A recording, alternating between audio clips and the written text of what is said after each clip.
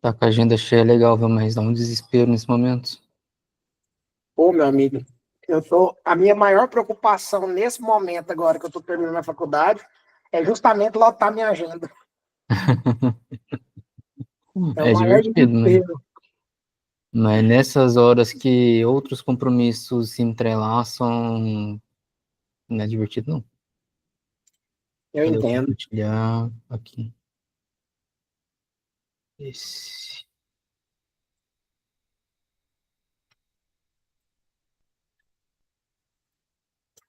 É legal, muito legal ter essa preocupação, viu, Larissa? Não tô tirando o mérito de ser legal, não. É legal pra caramba. Mas que é estressante, é. Vocês estão vendo aí? Sim, Olha, eu vou ser obrigado a dizer que eu não tive tempo para fazer aquela mini preparação antes, porque o tempo que eu tive eu aproveitei para comer, senão eu estaria morrendo de fome agora. relaxa.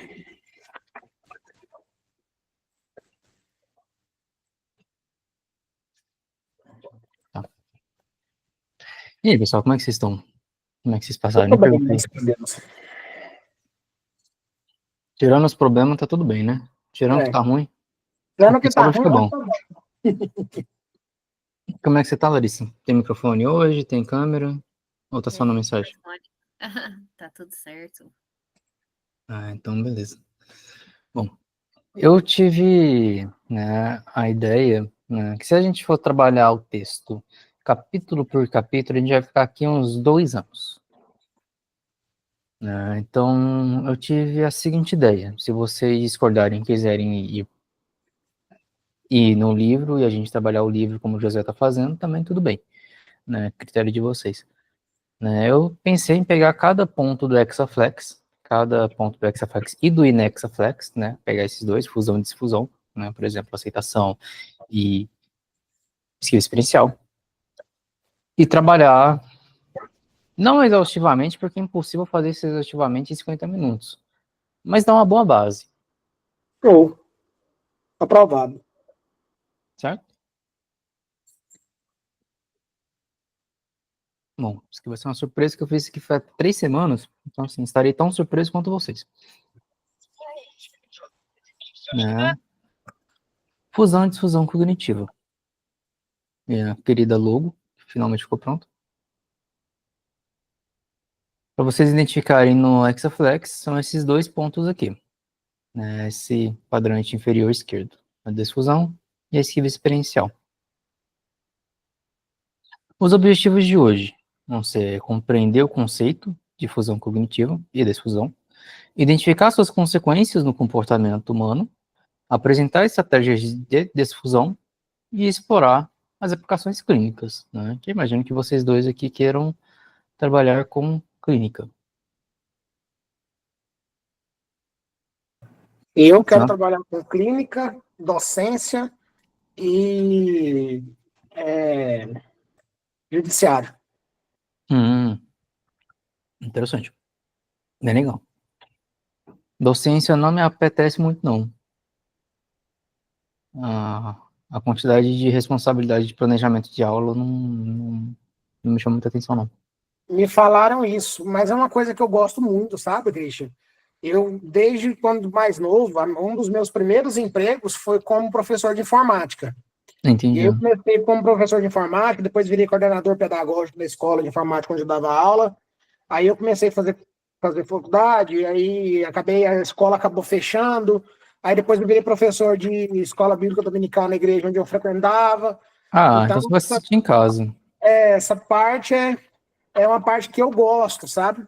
Você vai se sentir em casa, então. Porque me pediram o meu planejamento acadêmico pro grupo terapêutico que eu tenho na União Evangélica, aí eu falei assim para a coordenadora, não, eu posso até fazer, mas uma coisa eu vou te garantir, eu não vou seguir, porque eu vou fazer o que fizer sentido no momento. E você quer um que não vai servir para nada, só para servir, só para ter protocolo? Ela fala, faz se você quiser. E aí eu faço o que eu quero desde então. Mas enfim. Fica uma perguntinha aqui para vocês. Quem aqui já ficou preso em um pensamento que parecia ser absolutamente verdadeiro? Eu. Quem nunca, né? Quem nunca? Né? Quem nunca acreditou no pensamento? Né? Como é que é a sensação? Para mim é uma sensação frustrante, né? Porque você sabe que Uhum. aquele pensamento não é verdadeiro, mas ele parece tão verdadeiro que você chega a acreditar que ele seja verdadeiro, às vezes mesmo sabendo que ele não é. Sim. Nosso cérebro, ele vai criando tanta hipótese, mas tanta hipótese para embasar esse pensamento que ele se torna verdade. Entre muitas aspas. Né? Bom, vamos definir o que a gente está chamando de fusão cognitiva. A fusão cognitiva acontece quando nos fundimos aos pensamentos e tratamos eles como se fossem verdades, absolutas, ordens ou ameaças. Né? A pessoa que, por exemplo, ela tem toque, os pensamentos dela funcionam como ordens ou ameaças. Se você não fizer esse ritual tantas vezes por X tempo, tal pessoa vai morrer. Né? Então, meu pensamento ele começa a se tornar uma fonte de ordens e ameaças. Né? Penso, logo é verdade. Não faz muito sentido. Os pensamentos eles passam a controlar diretamente nosso comportamento, né? Basta eu pensar em algo, já que tudo que eu penso é verdade, basta eu pensar que eu iria agir, né? Eu não vou questionar. Ele passa a controlar diretamente. Ficamos menos conectados com o que é relevante e mais conectados com o conteúdo mental, comportamento encoberto, pensamento. Né? Julgamos e seguimos. Julgamentos e seguimento de regras ganham força, mesmo que sejam inúteis, imprecisos ou inadequados ao contexto. Vamos pensar aí de novo no toque. Né? A pessoa ela segue várias regras completamente inúteis, completamente imprecisas e completamente inadequadas. Só porque o pensamento me diz para fazer. E a experiência interna é evitada com comportamentos rígidos, esquiva experiencial. Né? De novo, a gente volta para a questão do toque. Por que a pessoa que tem toque, ela se engaja nos rituais? Para parar de sentir o que está sentindo, para parar de pensar o que está pensando. Né? Meu Deus do céu, será que eu deixei a válvula do gás aberta? Eu tenho certeza que eu fechei. Certeza absoluta. Às vezes eu até me gravei fechando, né? Algumas pessoas que têm toque fazem isso. Ela grava e pronto, e deixa. Né? Só que o pensamento, ele pode ser ter um peso tão grande de uma verdade absoluta, que ela pode começar a criar hipóteses de, por exemplo, ah, não, esse vídeo aqui não é de hoje, esse vídeo aqui é de ontem. Sendo que tudo no contexto está me indicando que, na verdade, esse vídeo é, de fato, de hoje, é, de fato, que eu fechei. E aí a pessoa, ela, para evitar essa experiência interna aversiva, ela engaja em esquiva experiencial. Ela vai, volta para casa, não importa quão distante ela estiver, para verificar se o gás está realmente fechado. Essa é a carinha do toque. Ficou claro aqui o que a gente está chamando de fusão cognitiva? Sim, Sim. claro. Então, como é que isso pode aparecer em sessão? Né? Ele aparece através de relatos do pensamento que, sim, tem uma cara de verdade, é aquela cara de, poxa, isso aqui é uma verdade absoluta. Né? Eu não sou bom o suficiente, não sou bom bastante. Se penso que vai dar errado, vai dar errado. Se ela não respondeu, é porque me odeia. Sou o melhor, sou o melhor no que faço. Não vou errar nunca. Não consigo confiar em ninguém. Todo mundo gosta de mim. Ah, então, você está me dizendo que o pensamento fusionado ele não necessariamente precisa ter essa carga negativa? Exatamente. Né, o pensamento, né, porque, ó, vamos voltar aqui. é que não tem nada dizendo que o pensamento ele precisa ter uma conotação negativa. Né? A gente se fusiona com o pensamento quando a gente trata ele como verdade absoluta. Né? Quando eu falo, eu não sou bom bastante, e a única coisa que baseia essa fala é meu pensamento, é um pensamento fusionado. Né? Sou o melhor no que faço, não erro nunca. Alguém realmente não erra nunca? Pensamento fusionado. Né? Então ele aparece dessa forma. Eu gosto muito de usar como metáfora para a pessoa entender o que é esse pensamento fusionado com essa metáfora de lente colorida, né? Óculos escuro. Alguém que já usou um óculos escuro por tanto tempo que por algum momento você esqueceu que estava de óculos escuro? E aí você ficou questionando, nossa, mas por que o dia tá tão escuro? Poxa, ainda são 2 horas, não era para estar anoitecido, não era para estar anoitecendo, né? Eu lembro que quando eu comprei essa lente a primeira vez, essa com filtro de luz azul, eu não percebi que ela deixava o mundo amarelo. E ela realmente deixa o mundo amarelado, né? Porque ela filtra a luz azul, né? Tudo fica em tom sépia. E aí eu comecei a fazer coisas, editar fotos, na época eu editava, e eu deixava a foto muito fria. E as pessoas falavam pra mim, Christian, a foto tá fria. E eu olhava pra foto, olhava pra pessoa, olhava pra foto de novo, e falava, não, você tá ficando maluco. Essa foto não tá fria nem aqui, nem na China. Até que um belo momento, eu peguei a foto sem um óculos, e eu percebi que a foto realmente estava fria. Né? O que estava deixando a foto alterada era a minha lente. Era a forma com que eu estava enxergando a foto. Isso acontece no mundo real. Né? Quando a pessoa ela está fusionada com o pensamento, por exemplo, de que, vamos pegar aqui, eu não consigo confiar em ninguém. Se eu não consigo confiar em ninguém, ninguém é confiável.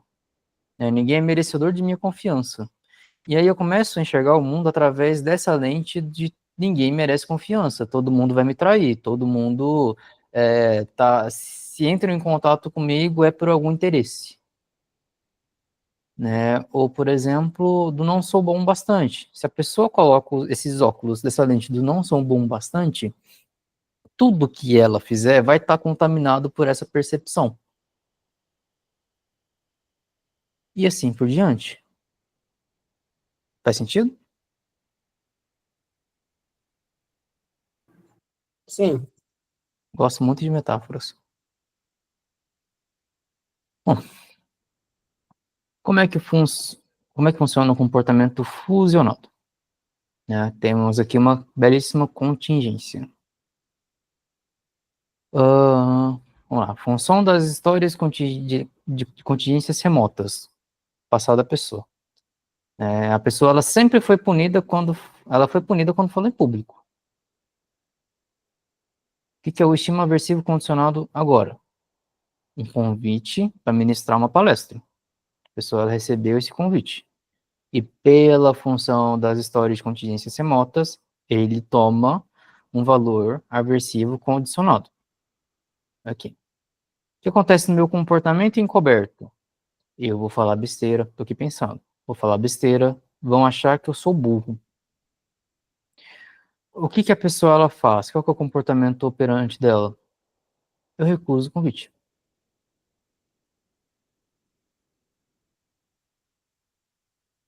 Percebe que quando a gente coloca isso numa contingência, faz sentido a pessoa fazer isso?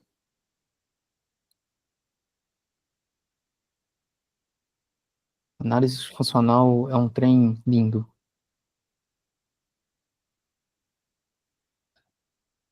Certo? E agora a gente vem para a difusão cognitiva.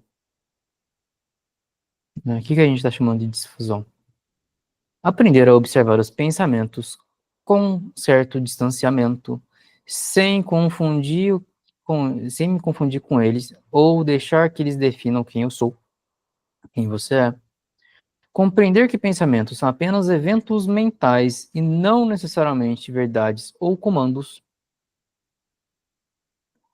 Criar espaço interno entre o que se pensa e como se escolhe agir, permitindo maior liberdade de escolha. Né? Então, quer dizer que eu posso pensar em algo e agir de uma forma completamente diferente desse pensamento. Então, essa pessoa, ela pode pensar, nossa, eu vou falar besteira, e vão achar que eu sou burro, e o comportamento observável dela, na verdade, ser de aceite ao convite. Desenvolver a habilidade de escolher comportamentos baseados em valores, mesmo na presença de pensamentos difíceis. Então, esse rapaz aqui, ao ele compreender que ministrar essa palestra está de acordo com os próprios valores, ele conseguir fazê-lo mesmo frente a pensamentos difíceis. Entender que não é necessário eliminar ou controlar pensamentos para que saia assim, para viver uma vida significativa. Então a pessoa começa a entender, porque isso é uma coisa que vocês vão ouvir muito na clínica. Eu vou começar a agir quando eu melhorar. Eu só vou começar a fazer o que importa quando essas questões que me incomodam parar de me incomodar. Sabe quando essa pessoa vai começar a agir de fato? Alguém dá um palpite aí? Nunca. Nunca, Porque se ela vai exatamente. esperar melhorar para poder fazer alguma coisa, ela não vai melhorar. Ela não vai melhorar. Principalmente quando a gente fala sobre pensamentos. Né? Porque o pensamento ele é incontrolável. Eu não sei se vocês lembram lá da primeira vez que a gente se encontrou. O pensamento ele é incontrolável, não dá para controlar o pensamento. Então, poxa, eu vou botar a minha vida na mão de algo que não dá para se ter controle? Sei lá, eu acho meio perigoso. Fez sentido aqui que a gente está chamando de difusão? Sim, Alguma dúvida até agora? Não. Da minha por parte, não. A gente vai acabar rápido. Então, como trabalhar a difusão cognitiva? Né? Temos diversas técnicas aqui, eu vou apresentar, acho que são 4, não lembro. Né? A primeira é de esperança criativa. Trata-se de um momento clínico crucial em que o cliente, por meio de uma experiência direta, reconhece a ineficácia funcional das estratégias de controle. Do controle, evitação ou supressão da experiência interna, pensamentos, emoções e sensações. Por que vocês acham que eu coloquei um sinal de alerta bem grande aqui?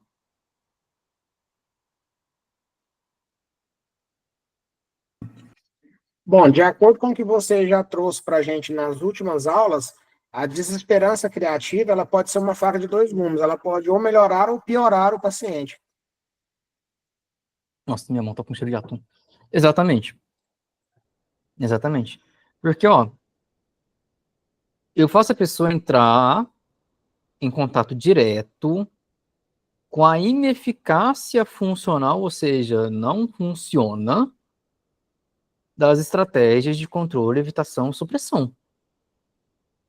Que ela se apega como única esperança para lidar com pensamentos, emoções e sensações.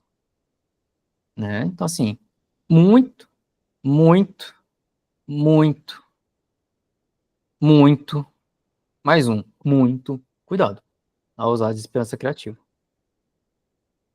Né?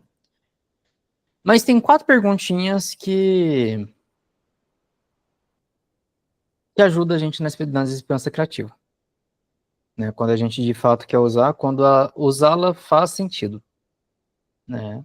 Primeira pergunta: o que você está querendo? Né? Quando você faz tudo isso aqui, o que você está querendo? Ah, eu estou querendo parar de sentir ansiedade. Tudo bem. O que você já tentou?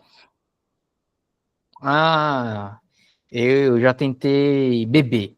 Enche a cara. Toda vez que a ansiedade Bota a cabecinha ali que vai aparecer, eu vou e enche a cara com vodka, pinga e tudo que tiver mais de 30% de teor alcoólico. Tá funcionando? Né? Parece até que é uma pergunta retórica, né? Quando a gente pergunta para as pessoas se está funcionando. A grande questão é que, às vezes, a pessoa realmente acha que está. Né? E aí é um problema. Tá funcionando? A pessoa fala, quando eu tô completamente embriagado ou dopado de remédio, funciona. Caso contrário. Né? O que isso te custa? Essa pergunta, o que isso te custa, é a que mata a pessoa. Entre aspas, né? Porque a pessoa vai entrar diretamente em contato com o que ela perde quando ela faz isso aqui. Alguns bebem, outros fazem rituais, outros tomam remédio, outros se limitam profissionalmente, outros se limitam no sentido de relações, outros investem tempo demais, esforço demais em algumas coisas. Né? E não necessariamente isso que eu estou tentando fazer é socialmente inadequado. Não necessariamente. Porque, se, por exemplo, né, vocês devem conhecer uma pessoa que, ao não querer sentir o que ela sente, que eu estou querendo, não quero sentir o que eu sinto, ela se afunda em trabalho. Se eu estou 100%, se 100% do meu tempo está sendo ocupado por trabalho, eu não tenho tempo de pensar nisso. Né? São pessoas bem-sucedidas. Não são pessoas com pouco dinheiro, não são pessoas com uma carreira pífio. São pessoas bem-sucedidas. Mas o que isso custa? Né? Qual que é o preço que a gente paga ao fazer isso?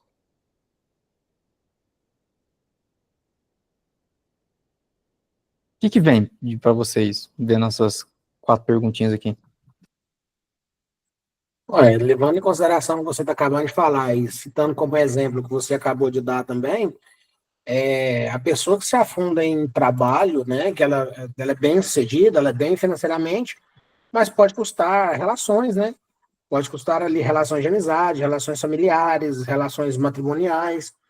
Então, tudo isso custa para ele poder fazer igual. O que ele está querendo, né? O que ele já tentou se afundar num trabalho, né? Está funcionando? Sim, porque igual você mesmo falou, ele está se afundando no trabalho e não tem tempo para pensar na ansiedade. Mas o que isso está custando? E aí que vem a pergunta-chave, né? Aí vai custar relacionamentos, amizades, família, tempo. Sim, sim. A grande questão é que geralmente as pessoas não sabem nem o que isso custa. Verdade. Aquela pessoa que só percebe que o relacionamento ruiu quando ela recebe o pedido de divórcio. Verdade. Né? Às vezes isso aqui não é tão claro. Por isso, muito, muito cuidado ao usar. Né? A gente precisa usar a discussão, a esperança criativa, quando ela tem uma função clara, quando a nossa análise já está muito bem estruturada, quando a pessoa já tem algo para substituir esse comportamento, isso que ela está tentando fazer, ou se a gente já tem um caminho pronto para ela seguir. Caso contrário, ao invés de se tornar desesperança criativa, a gente corta o criativo e vira só desesperança. O que você aprendeu na sessão de hoje? Aprendi que eu não sou um lixo, que eu sou inútil. Que eu não sirvo para nada. Que nada que eu faço funciona. Né? Isso é um perigo. Um exercício muito simplesinho esse aqui agora. Né? Ele é excelente, ele funciona maravilhas. Né? O exercício do estou pensando o quê? Por exemplo, A pessoa me traz um relato verbal de um pensamento que ela teve. Pergunta, o que você está pensando agora? Eu tô pensando, ela fala assim, que eu não sou bom o suficiente. E aí eu levo ela a repetir a frase colocando, estou pensando o quê? Veja se vocês percebem a diferença na semântica. Gente, eu não sou bom o suficiente. Gente, tô tendo um pensamento aqui de que eu não sou suficiente. Vocês notaram a diferença na semântica da frase? No impacto da frase, no peso da frase? Sim. Qual foi? Quando ele fala que ele não é bom o suficiente, né? Vamos aí trazer, ele está criando uma crença, né? Trazendo aí para a TCC, ele vai criar uma crença, né? E, aliás, ele pode estar se fundamentando numa crença. E essa crença, ela não envolve só ele. Quando ele fala que ele não é bom bastante, não é bom o suficiente, talvez ele até seja bom. Mas isso faz com que ele não seja bom e ele acabe não sendo bom porque ele pensa que ele não é bom. Sim, virou uma verdade. Eu gosto de chamar de uma profecia autorrealizada. É um termo técnico, né? É um termo interessante. Profecia. É uma profecia autorrealizável. Porque se eu me fusiono com o pensamento de que não sou bom bastante, porque eu falo, eu não sou bom bastante. Tem nada me indicando que eu não sou. Mas eu falo, não sou bastante. Eu começo a ter comportamentos relacionados a não ser bom o bastante. Então se torna uma profecia autorrealizável. Né? Bem interessante. Não consigo confiar em ninguém. Poxa, peso de verdade cabuloso. Estou pensando que não consigo confiar em ninguém. Né? Vamos dar o valor certo para o pensamento. Pensamentos são pensamentos. Perdão, estou com refluxo. Todo mundo gosta de mim. É um pensamento fusionado, teoricamente, positivo, que também causa suas séries de prejuízo. Estou pensando que todo mundo gosta de mim. Certo? Alguma dúvida nesse pequeno exercício? Não. Extremamente simples, extremamente eficaz. Do jeito que eu gosto. E o que eu acho engraçado, Christian, é que, tipo assim, a gente analisando, a gente estudando, parece uma coisa tão simples, né? Mas o paciente, quando ele chega para a gente tendo esse tipo de pensamento, tendo esse tipo de demanda, para ele é uma complexidade tão grande a ponto de ele não conseguir enxergar coisas simples, né? O Sim, sofrimento é tão grande que, igual você falou, é como se cegasse o paciente. É sim, como se ele estivesse olhando o mundo ali através de uma lente e ele não consegue perceber que ele está com essa lente. exatamente. A primeira coisa que eu falo para os meus clientes quando eu começo a atender é que viver uma vida que vale a pena ser vivida não é algo difícil. Não é algo difícil. Viver isso aqui não é difícil, é muito fácil. Não, tá, fácil na palavra certa. É muito simples. É muito simples viver uma vida leve, tranquila, lidando bem com seus próprios sentimentos. Mas exige muito esforço. Exige muito esforço. Porque tudo que a gente aprende na sociedade vai de encontro com. Cadê? Vai de encontro com isso aqui. Né? Tudo que a gente aprende em sociedade vai de encontro com isso aqui. Palavra tem poder. Não pensa nisso, não acontece. Pensa positivo que coisas boas acontecem. Lei da atração.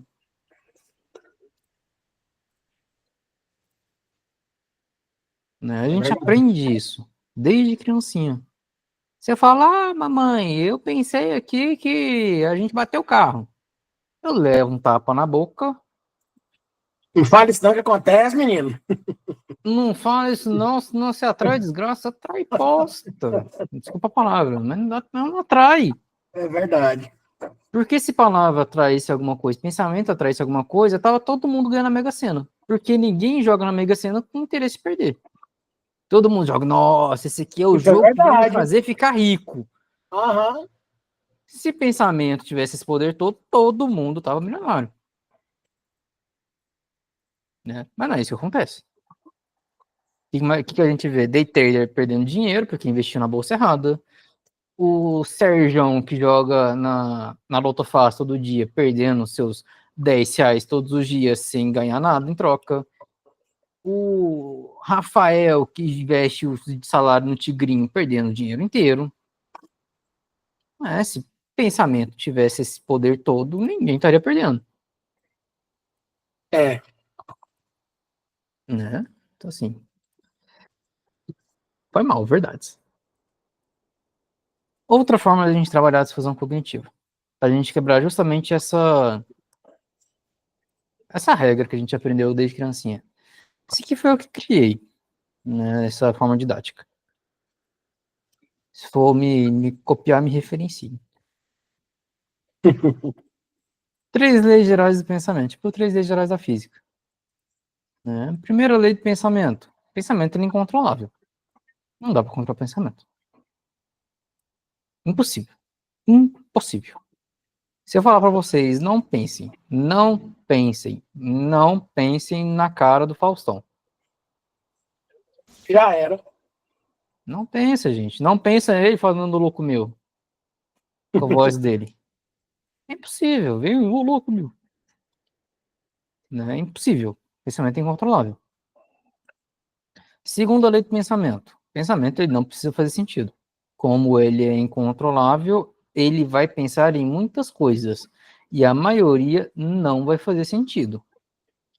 Que é o que a gente estava falando no comecinho sobre criar hipóteses. A gente pode criar hipótese de qualquer coisa. Qualquer coisa. Né? Eu posso ter um pensamento, por exemplo, hoje é dia 4, não, hoje é dia 5. Hoje é dia 5. Dia 6. Dia 6 está ligado a não sei o que, não tem criatividade para isso. E por que tá ligado com essa coisa aí que eu não consegui pensar ainda? Amanhã vai nevar aqui em Anápolis.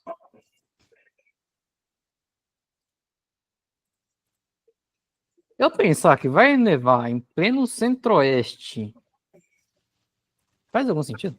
Vamos levar para uma coisa mais prática, né? Porque chegou março, vai ter enchente, porque é a época da festa de São José.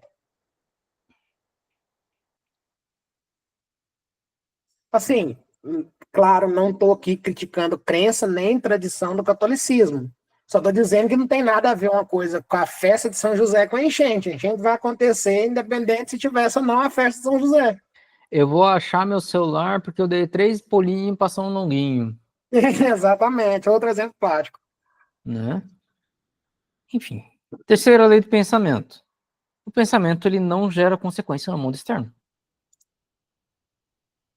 Mesmo pensamentos que fazem muito sentido não geram consequência no mundo externo. Pode me gerar aqui dentro. Pensamentos podem sim iniciar sentimentos. Né? Eu tô aqui de boa e eu lembro que semana que vem. Vocês estão em semana de prova ou semana que vem? Não, é na primeira semana de junho. Vocês ainda demoram. A evangélica já começou. Né? Pessoal que tá na evangélica. Né? Eu tô aqui de boa. E aí eu lembro que amanhã eu tenho prova daquela matéria lá que eu tô com muita dificuldade.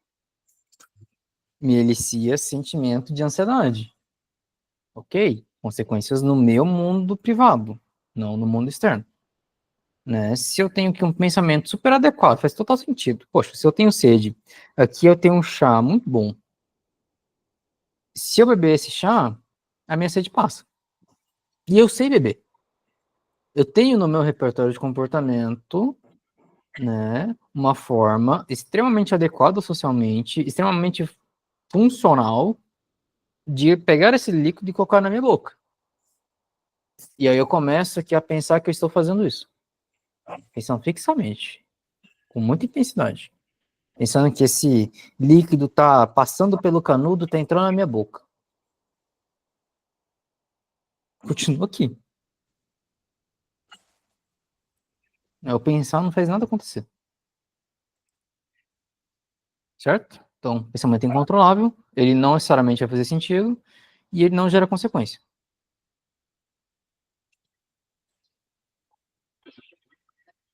Como é que eu sei se um pensamento está adequado ou não? Contexto. É o contexto que vai me dizer se um pensamento, se um comportamento, se qualquer coisa que um ser humaninho faz está adequado ou não. Vamos tirar de pensamento, vamos trazer para comportamento. Falar em português com você está adequado? Com vocês dois? Sim, Por quê? que é um idioma que a gente entende. É um idioma que vocês entendem. O que me diz isso?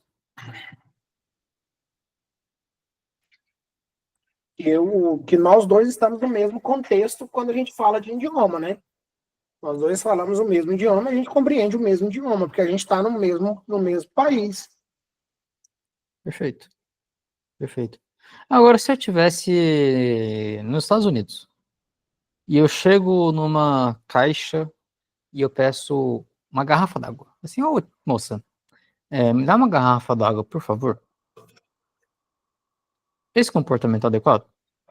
Não, Não, porque você vai estar fora do contexto, né? Você vai estar num país diferente, num ambiente diferente, com pessoas diferentes, falando uma língua diferente. exatamente.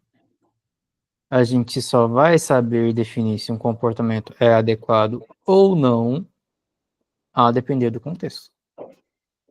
Porque qualquer coisa pode ser adequada ou não, dependendo do contexto. Né? Até um comportamento, uma classe de comportamentos que a sociedade como um todo abomina, que a gente chama carinhosamente de homicídio, matar outro ser humano, ele pode ser adequado. No Código Criminal tem lá uma cláusula, chama autodefesa, legítima defesa. Se o contexto me direcionar para uma legítima defesa em que matar outra pessoa está adequado, não é crime. Posso dar um tiro na cabeça da pessoa, eu saio de boa. Se o contexto estiver adequado para isso. Mesmo aquele comportamento mais esdrúxulo, mais absurdo, que é matar outra pessoa. A gente pode considerá-lo como adequado, dependendo do contexto. Né? Essa é a importância do contexto. A grande questão é que a maioria das pessoas que aparecem para a gente na clínica, que estão fusionadas, elas dão pouca relevância ao contexto. Né? Por que eu deixei isso aqui, essa imagenzinha? Faz sentido. Vou te usar de vítima, Vinícius. Acho que eu já te usei uma vez. Pra essa mesma coisa. Não, vou usar a Larissa. Larissa, você tá aí? Tô aqui, tô meio resfriada, mas tô aqui. Vou te usar de vítima. Larissa, eu tive um pensamento aqui agora de que se eu não lavar minha mão nesse exato instante, você vai morrer. O que você acha? Eu acho que eu não vou morrer. Esse pensamento faz algum sentido? Não, fora de Não. contexto. Nada a ver. Você gostaria que eu lavasse minha mão? Então, tudo faz. Tanto faz. Tudo faz. Tá. Agora vamos mudar de cenário. Na verdade, eu não sou um psicólogo, na verdade eu sou um cardiologista. E você tá com um probleminha no teu coração, você vai fazer uma cirurgia comigo. Você já tá lá, anestesiada, bonitinha ali, deitada na maca, pronta para ser aberta. Né? E eu tô preparando pra cirurgia. E aí eu tenho um pensamento, caramba, não lavei a mão. Se eu não lavar a mão agora, a Larissa vai morrer. Esse pensamento faz algum sentido? Agora tá fazendo um pouco mais de sentido. Por quê? O pensamento foi o mesmo. O contexto tá diferente. Agora você é um Vai ser médico, diferente. tem responsabilidade. Agora, se eu não lavar a minha mão, muito provavelmente algum patógeno vai entrar no teu corpo e você vai morrer por alguma infecção. né? Um pensamento que a gente sempre avalia como inadequado. Se eu não lavar a minha mão, fulano vai morrer. Pode ser adequado dependendo do contexto, né? Isso aqui é muito legal. Faz sentido, gente? Sim. Sim. Deixa eu só perguntar uma coisa. Você Pergunta usou o até duas, contexto, se precisar. você usou esse contexto, né? Você, Christian, chegou e falou e a paciente e a Larissa não acreditou, né? Aí quando o médico chegou e falou, agora sim ela acreditou. Vamos usar esse mesmo caso. Se uma pessoa chega para mim e fala que eu não lavar a mão, eu posso pegar um patógeno e eu vou morrer, e eu não acredito. Mas se o médico chega e fala, eu acredito. Isso muda o pensamento? Como assim? Porque não é para mudar, ué. Porque, por exemplo, não é que não é para mudar. Se você falar, ou o médico falar, o fato de eu não lavar a minha mão não vai me fazer morrer. Não, não é você lavar a mão, é sou eu lavar a minha mão e isso te causar a morte. Ah, entendi. Se eu não lavar a minha mão, você vai morrer, Ah, sim. Entendi. né? Porque assim, qual que é a relação de eu lavar, não, lavar ou não lavar a minha mão e você na sua casa morrer? Nenhuma. Não tem relação Ah, causal entendi. nenhuma. Se você morrer por alguma infelicidade, foi uma relação de contiguidade assim muito absurda, Uhum, né? Agora, se eu entendi. vou te abrir com a mão suja, aí essas coisas, Ah, entendi o contexto agora. né? Faz todo sentido. Sim. Outro exercício que eu gosto muito de fazer, esse aqui também foi eu que criei. Adequação, proporção e ação. Né? O que geralmente acontece quando eu estou fusionado com algo e eu não quero agir de acordo com isso. Eu não quero sentir isso. Né? Eu não quero ter esse pensamento. Eu dou o que o pensamento quer. Né? Meu pensamento falou que se eu não lavar a mão agora, a Larissa vai morrer. Eu não quero ser responsável pela morte da Larissa. E aí eu, não, gente, peraí, rapidinho que eu vou lá lavar a mão. Né? A gente dá o que o pensamento quer. Quando a gente se distancia um pouco dele e entende o pensamento como realmente um pensamento, perdão, eu abro a possibilidade de fazer 3 perguntinhas para ele. 3 perguntas muito legais. Primeira pergunta: esse pensamento está adequado? Né? Se a gente estiver analisando os pensamentos que eu tive, que se eu não lavar a mão, a Larissa vai morrer, esse pensamento está completamente inadequado. Inadequado em relação ao quê? Ao contexto. Né? Então a gente pode ter pode perguntar isso aqui: esse pensamento é adequado? Né? Porque pode ser que sim, pode ser que não. Esse pensamento está proporcional? Vamos voltar aqui naquele exemplo do pensamento fusionado. Cadê? Aqui. Vou falar besteira e vão achar que eu sou burro. Vamos fazer as perguntas para esse aqui. Para esse pensamento. Não, pô, tive pensamento que eu vou falar besteira e que vão achar que eu sou burro. Esse pensamento está adequado? Nesse contexto? Para ministrar uma palestra? Bom, assim, eu acredito que não, né? Peraí, vamos usar aquela técnica do estou pensando o quê? Vamos unir as técnicas. Tá, estou pensando que eu vou falar besteira e por isso vão achar que eu sou burro. Esse pensamento está adequado? Não, porque se ele foi convidado para poder fazer uma palestra, certamente ele vai ter tempo para se preparar, para estudar. Então, se ele Sim, se não, mas preparar, peraí, estudar, você tá pulando etapas. Calma aí. Essa é a terceira. A pergunta é, esse pensamento está adequado? não. Será? O que impede alguém de falar besteira? Qualquer pessoa para falar besteira. Então, assim, completamente inadequado não tá. É, Dentro do campo das possibilidades, falar besteira é uma possibilidade. Da eu ia mesma falar forma que depende, né? Mas, A gente está falando de possibilidades aqui. Por exemplo, dentro do campo das possibilidades, tem uma possibilidade considerável de eu beber e me engasgar. Sim. Não me casei. Mas estava no campo das possibilidades. Então, está no campo das possibilidades, sim, eu ir fazer uma palestra, falar besteira e as pessoas achar que eu sou burro. Verdade. Né? Mas esse pensamento está proporcional?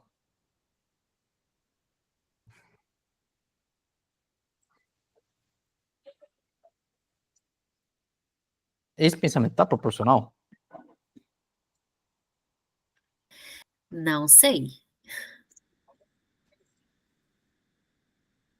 Né? Se a gente for criar esse caso que o Vinícius falou, da pessoa que é competente e, portanto, foi chamada para menstruar, né? Essa carga de verdade do vou falar besteira não está tão proporcional.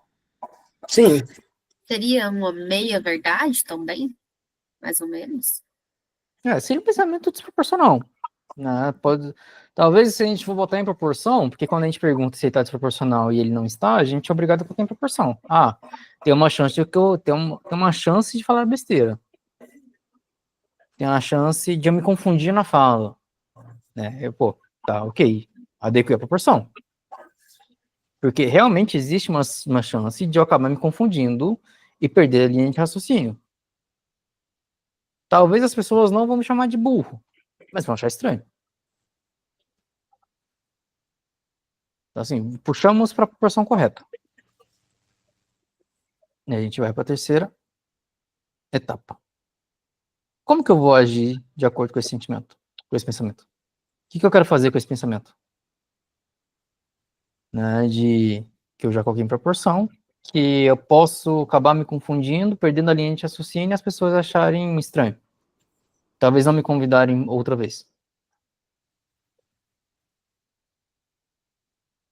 Como é que eu quero agir perante esse pensamento? Eu vou agir de uma forma evitativa, né? Porque eu tenho essa opção. Eu vou recusar, ou eu vou me preparar. Porque se eu percebi que esse pensamento ele está adequado, o pensamento de que eu posso acabar me confundindo, esse pensamento está proporcional, porque o meu contexto diz que está. Né? Minha história de vida diz que se eu não me preparar de uma forma adequada, né, eu acabo me confundindo nas minhas próprias ideias. O que eu posso fazer com esse pensamento?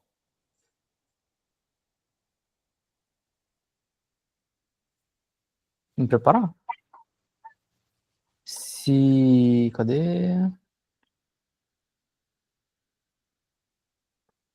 Aqui, o último. Não vou coisar porque ele puxa a telinha.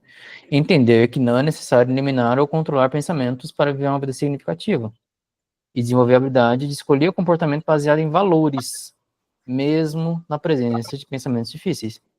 Então, Também encaixa esse outro, né? Lá, volta lá, fazendo Bom, favor. Também encaixa isso aqui, ó. Criar espaço interno entre o que se pensa e como se escolhe agir. Ele tem duas exato, opções. Ele tem duas opções. Ele exato, pode ou fugir, ou ele pode escolher se preparar, fazer uma boa preparação, e aí sim não falar besteira e nem se confundir, e nem se demonstrar tudo. exatamente, exatamente. Quando a gente abre espaço para fazer essas 3 perguntinhas, a gente pode acabar descobrindo que, na verdade, o pensamento está adequado e proporcional, né? A pessoa me chama para falar para uma palestra de um assunto que eu não domino, eu tenho um pensamento, vou falar besteira e vão achar que eu sou burro. Ele está proporcional nesse momento. E aí, porque o meu contexto me diz que ele é proporcional, ele se torna proporcional. Por exemplo, me chamam para dar uma palestra de esquizoanálise amanhã. Eu não sei nada além de esquizoanálise, eu não sei nada além do nome. Entendo nada. Então, assim, eu tenho o pensamento, eu vou falar besteira e vão achar que eu sou burro, tá completamente adequado e tá completamente proporcional. Talvez não burro, porque burro eu não sou. Eu só não sei de esquizoanálise. E talvez recusar o convite seja a coisa mais adequada, mais embasada em valores que eu posso fazer. Né? Então, o pensamento não é porque eu penso que ele é verdade. Eu Aí, nesse preciso... caso, está proporcional, né? Ele seria desproporcional se você tivesse um amplo conhecimento em Exato, esquizanômico e aí você tivesse esse pensamento. Aí ele seria desproporcional. exato. Por exemplo, você me convidar para fazer uma palestra de introdução à ACT e eu ter... cadê? Eu ter esse pensamento aqui. Tá Aí ele é desproporcional. desproporcional. Tá completamente desproporcional ao Então, peso da tudo alegria. depende do contexto, então. É, exatamente. Tudo depende do contexto. É o que eu te disse. Até matar outra pessoa é adequado, dependendo do contexto. Verdade. Quando a gente tira um comportamento do contexto, ele para de fazer sentido. Qualquer um. Qualquer um. Tirou do contexto, ele fica uma coisa estranha.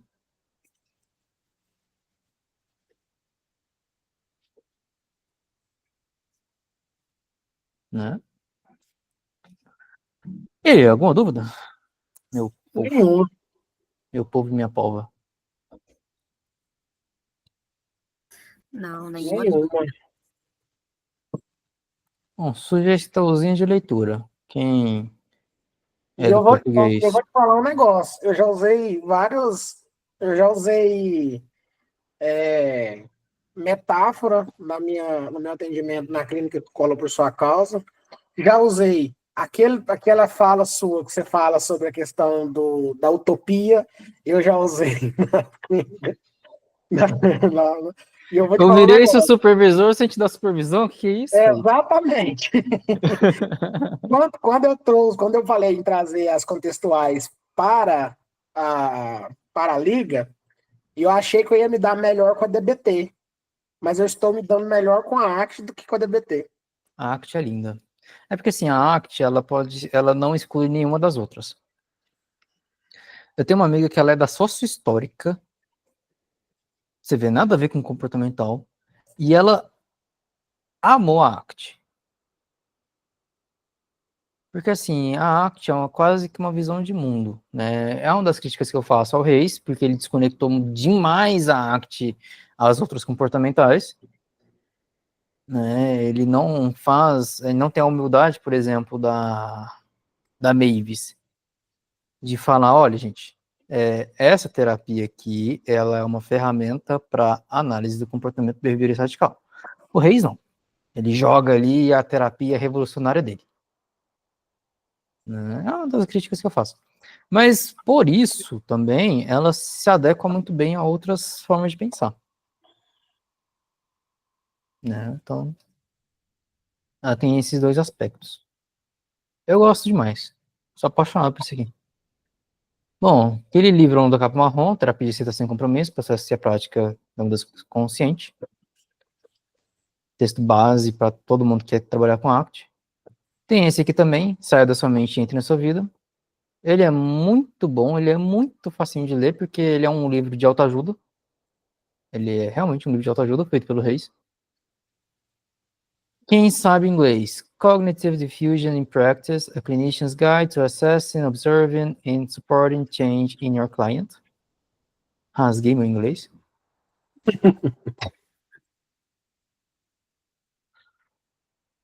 Ele é um livro inteiro sobre disfunção cognitiva. Inteiro. Lindo. Né? Então, se vocês têm interesse em entender disfunção cognitiva e sabem inglês, isso aqui é excelente. E é isso. Christian, muito obrigado pela sua aula de hoje. Um Por conhecimento nada. fantástico. Deixo aqui meu agradecimento em nome da Liga. E até a próxima aula, se Deus quiser. Com certeza. Até daqui 2 semanas. Valeu, Se Deus Christian. quiser. Muito obrigado. Por nada. Pode usar essas técnicas aí, só me faça referência. Brincadeira. Com certeza. Ah, essa é boa. Eu não sabia que tive esse impacto, não. Feliz em saber.